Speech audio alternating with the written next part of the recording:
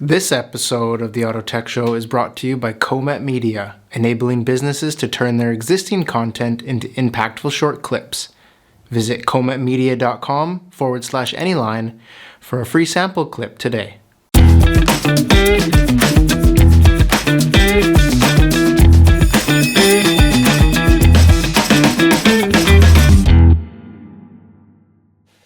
Hello and welcome everyone to another new episode of the Auto Tech Show. My name is Mark Babin, your host, and it's great to be back and welcome you all to this exciting new session. In a time when the automotive industry continues to face a growing skills gap, our guest today is doing more than fixing vehicles, she's fixing the pipeline. As a certified technician and social influencer, she's using her platform to educate, inspire, and attract the next generation of automotive professional. In this episode, we are excited to welcome Jade Price, or as she's known in the social universe, the Automotive Capture, about what the industry can learn from the front lines, how educational content is transforming car care awareness, and why motivation matters just as much as maintenance. Jade, welcome to the show. Thank you so much for carving the time to be with us. I know you have lots going on, so I'm really looking forward to what kind of we're going to get into today. But firstly and foremost, thank you so much for the time. Thank you for inviting me. Absolutely. It was really fun because I know we've done some work with someone you've worked with in the past, Sophie, and seeing the work you're doing is so inspirational. And I know we're going to get into like why you're doing it and everything like that, but it is really cool to connect and I really do appreciate the time today. So again, yeah, thanks for doing this. No problem. So I want to start our conversation by looking at your position as a frontline technician. I know that's something that you have a passion for. When we spoke before today, kind of in the planning for today, you shared a number of the misconceptions that people have when it comes to being a technician, what that entails. In your mind, among the many misconceptions that are floating around, which ones do you feel have the biggest impact on how people view the profession itself? I think a lot of people assume that you have to have background knowledge, which you don't. You can go into any sort of dealership and build yourself up from an apprenticeship there, whether it's that you've got the passion. I know a lot of people think that it's still quite tough to get into, and that's one of the things that I do want to break on social media is it's not the same as what it used to be, and we do need to stop tarnishing males specifically that they're not open to women being in the trade. So yeah, that's like my main sort of probably the focus main at the minute is breaking through lots of barriers. It's not as bad as what people think, and there's not that stereotype there anymore, and we need to stop stereotyping the stereotype that doesn't exist. Yeah. Do you feel like in the past years then how people view the profession is changing in a positive way? Do you see that shift taking place?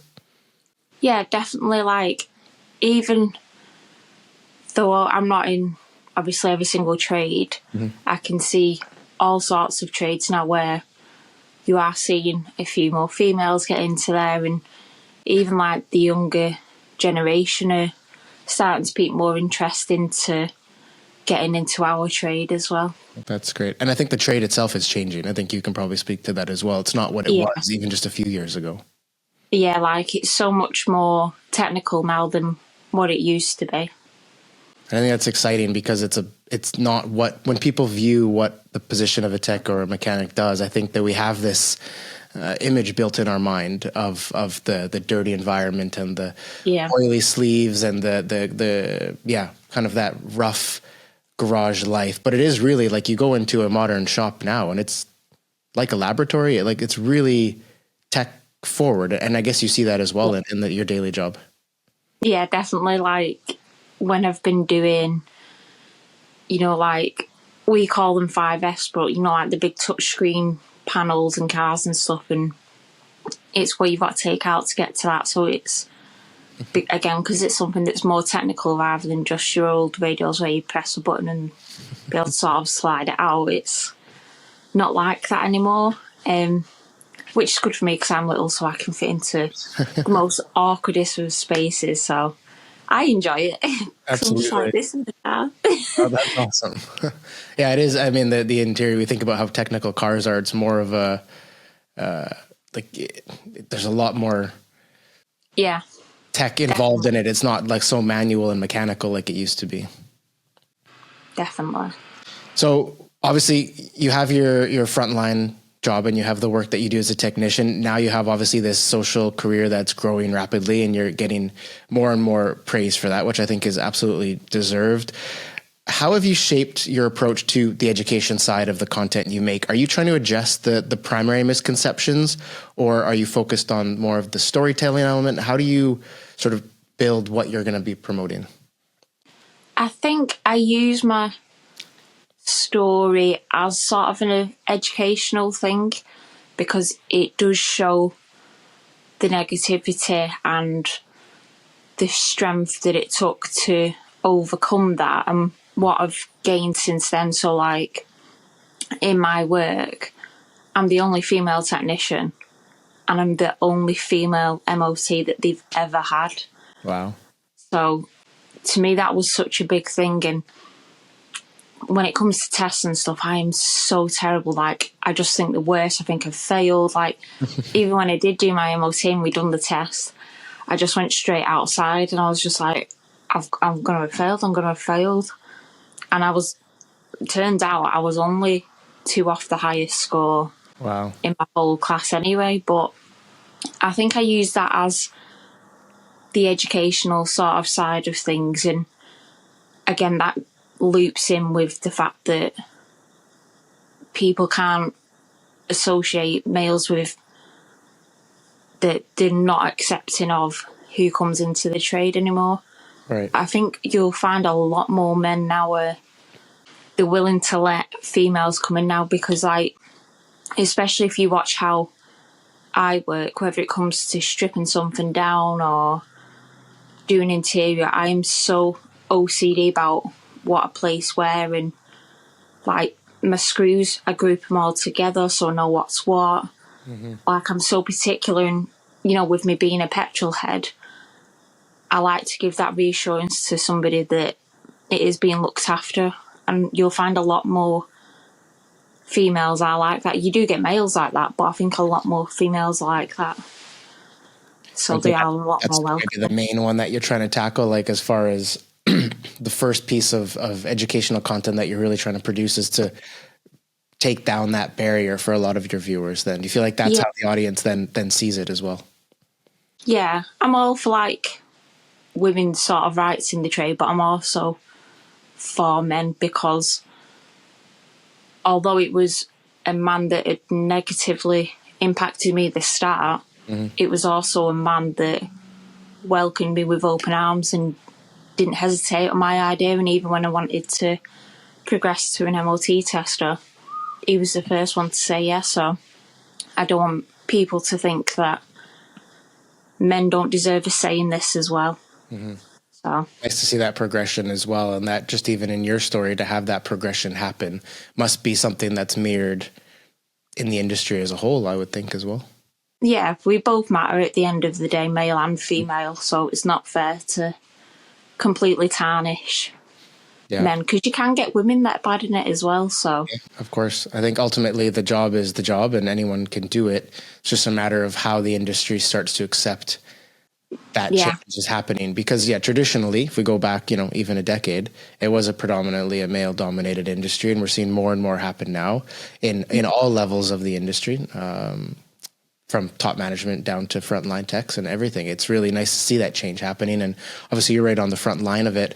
When it comes to the social activity you do, was there a particular moment that sparked that want to educate? Was it your story in general? You thought maybe it would help others? Was there some other moment that sort of triggered that I need to have a platform? I want to make a platform for this? I think it was just that people started to see my interest in cars, and if people didn't know me, they'd be like, oh, what do you do for work and stuff? And it only took a couple of people to ask, and when I told them that what I did for my job, they'd be like, how the hell did you get into that? And then that's when I'd sort of mentioned it and be like, oh my God, I wish I knew something like that when I was younger, and I wish I had that back when I was trying to do X, Y, and Z. So I just shared it one day, and then it just sort of become a thing. I think what really kicked it for me was Porsche asked me to go and do a PR day with them. Right. And I really enjoyed the sort of filming side of it. And then I was just like, I could use this as something that I think the younger me would have wanted. Oh, that's a Like, great. we all have our role models and, you know, like celebrities and stuff to look up to. But I think I wanted to kind of be that person that made people think, if I was younger and getting into this trade, I'd want someone to look up to. Because when I was younger, I like a lot younger, Jesus, I never seen a single person. So like, we used to always go to the touring cars, we used to always go and watch monster trucks, banger racing, and I know that I never once seen a female. So when I was younger, I had it in my head that girls couldn't do that. Wow. I mean, even going back to when I used to play with my Barbies, I'd always go and nick my brother's Action Man and his car because it was better than what Barbie had.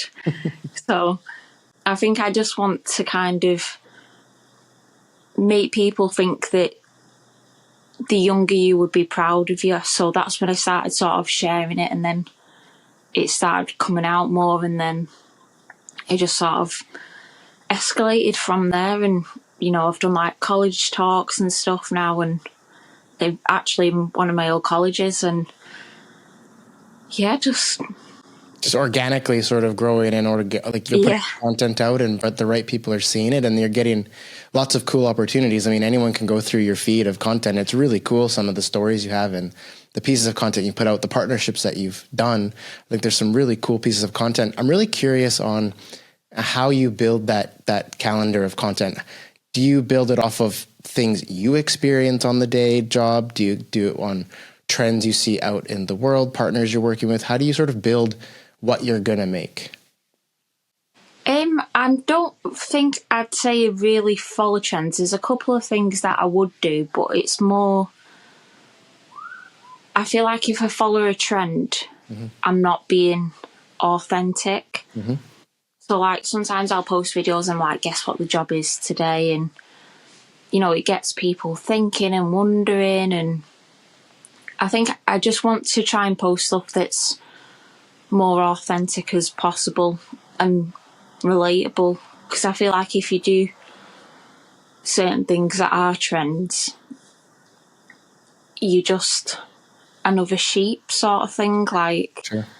Trends are great because they get known and shown and algorithm and whatnot, but to me, I don't feel like that's being real, because you are just following the crowd, whereas I've never followed the crowd, hence why I am the way I am and where I'm at. So yeah, You just feel like try and that's be sort of building that content itself. So when you're thinking about the stories you want to tell and tell your audience, you're kind of mixing in your own experience, maybe mixed with some stuff that's going on in the industry, and then building it from there. Is that sort of how you look at what you want to push out?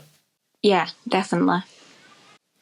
And when it comes to these partnerships you mentioned with Porsche, we've obviously seen one you did with, is it Autoglass in the UK? Yeah. When something like that comes up, how are you approaching something like that? Are you focusing on putting your story, your experience behind it? Is it something you're still, I guess, still learning and developing with in the college talks as well? Do you have expectations when you go into those type of relationships? To a certain degree, yes. Like with the Autoglass, it was kind of like a 50-50, so we was doing it to help show what you could do, but then it was mostly about trying to get more technicians into the trade, as well as trying to encourage more women, which I think a lot of people don't realise how big the automotive industry is, because you're still a part of it doing windscreens. So for us, that was like an important boost, especially for myself. You know, like with Autoglass, you don't have to be trained. Right. Like, you don't have to have done it previously because they do offer all that training. They've got so many tools now, so if you are scared of lifting the glass, they've got things that will help you, because obviously your health is more important than your safety. So Right. that was something that we did want to push in case it put people off, whether you were male or female. So I think as long as stuff ropes that in, that's fine. Or if it's something that's generally a passion of mine that I feel like I can share and educate people in a certain way, then that's what I'm about. Are you making the most out of your top performing content? Our sponsor for this episode, Comet Media, will enable you to turn your high-performing content into impactful short clips that get insane reach. They do this for us and more than 30 other B2B companies, helping get as much as 700,000 views on a single short. If you're interested in getting short, impactful clips and increasing your reach, then Comet is an option you need to consider. And as a special offer for today, you can get a free sample clip by visiting cometmedia.com/anyline. Again, that's cometmedia.com/anyline for a free sample clip today. We touched on it earlier on, and you kind of just alluded to it a little bit, but obviously the gap that exists when it comes to skilled techs and it comes to getting people on the job. I guess, firstly, is that something you notice in your day-to-day, that you kind of are like resource bound? Not enough in the trade. I mean, like I said, I'm the first and still currently the only in our branch. Okay. So is there a reason for that? Is it just it's just time? It's going to take time, or is there another reason that you see that that's happening? I think it's more just time and confidence, because you sort of notice as you do get older that each generation is different.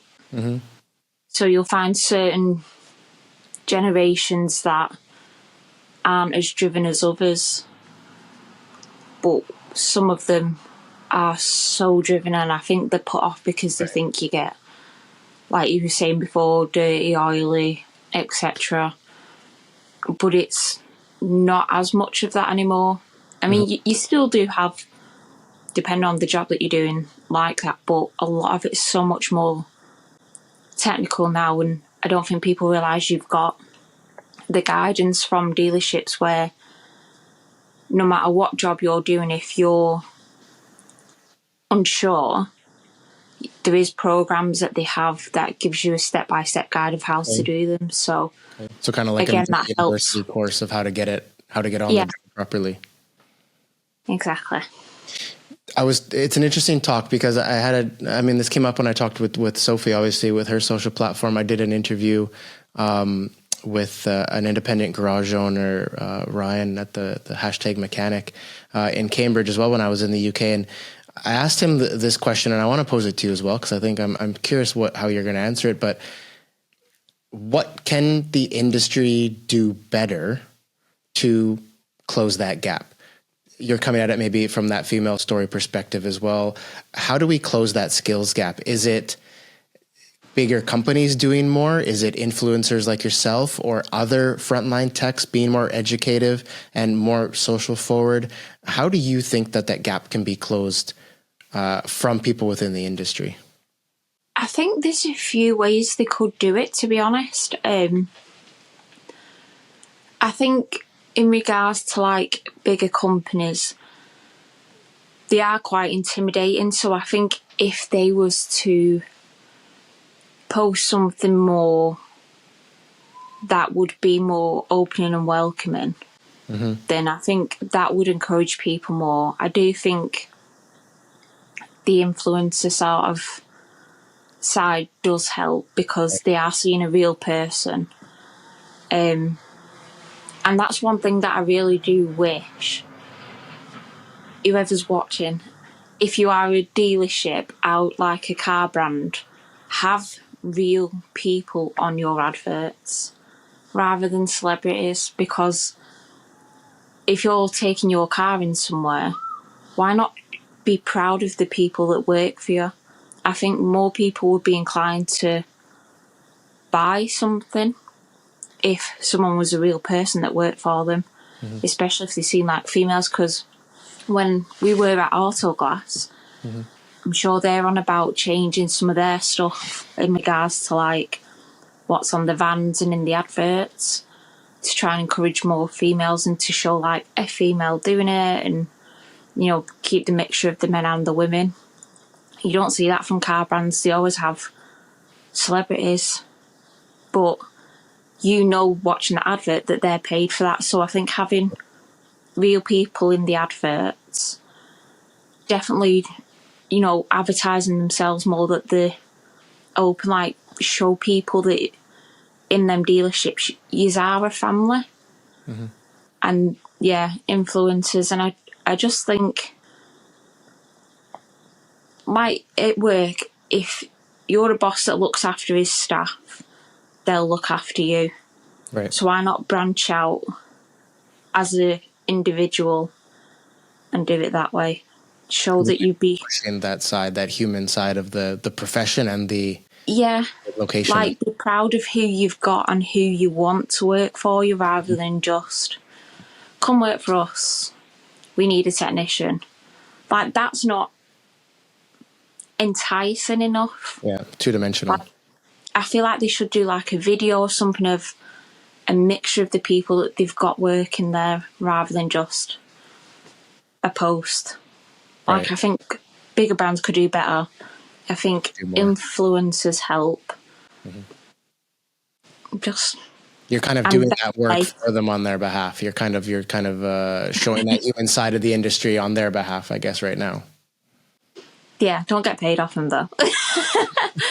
Your TikToks are blowing up. I'm sure you'll be raking it in soon enough. But it is nice to see you taking the initiative that we want larger companies to do. So kind of, I guess, looking at the work you do and the type of messaging and educational content that you put out as an influencer and as someone on social, there's a lot happening in that space in that regard, which is great to see. But what we need is that next step up. We need those organizations to also show those stories, to also educate in that way. Do you feel like that would help to break down those barriers we sort of talked about at the beginning, to help break down that the misconceptions of what it means to be a frontline tech? Yeah, definitely. And I think if you was to watch a video and it was a youngish guy saying, "Oh, come work here, it's great," and then you've seen another video of a really older guy saying, "Come work here, it's great," what are you going to be more relatable to?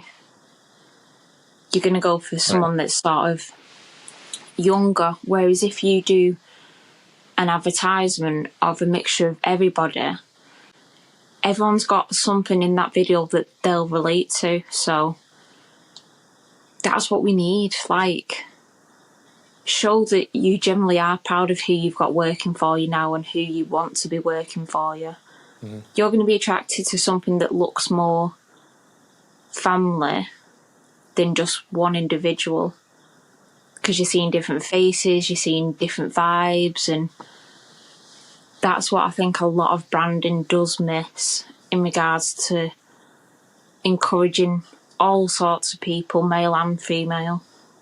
Yeah.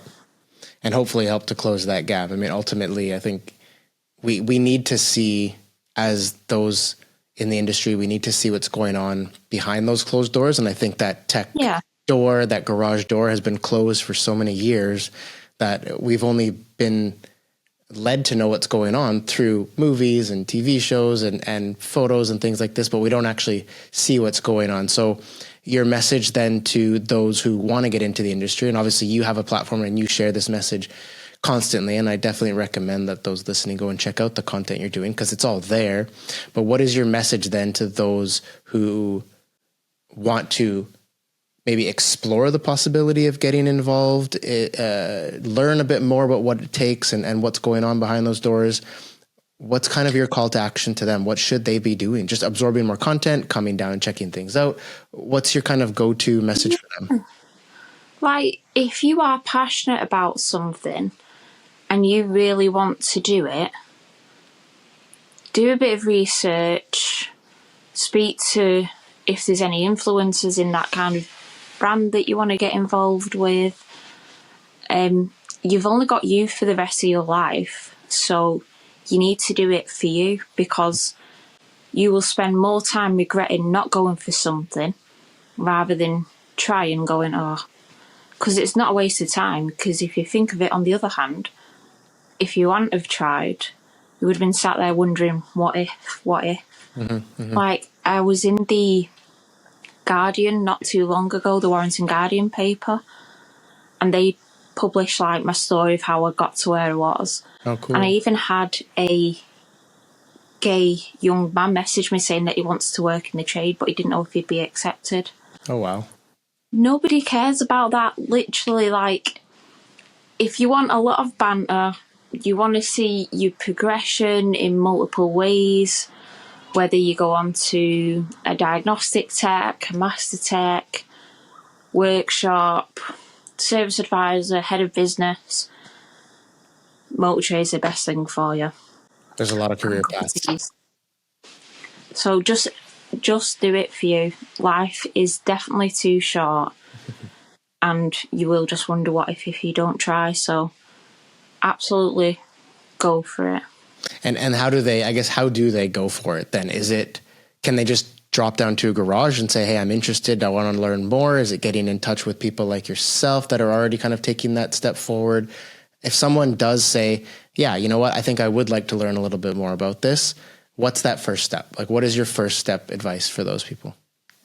Don't be afraid to reach out, whether it's to a dealership directly or someone that works there or within the trade.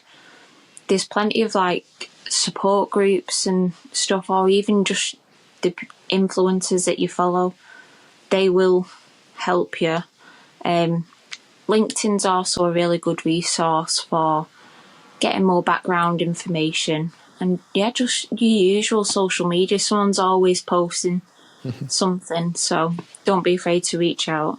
Just reach out, get in touch, and start that conversation as a starting point. And maybe then, depending on where they are or what they're interested in, maybe that'll help to guide them in certain ways. And people like yourself and other influencers are really open to giving that advice from what I've experienced. And you probably see the same.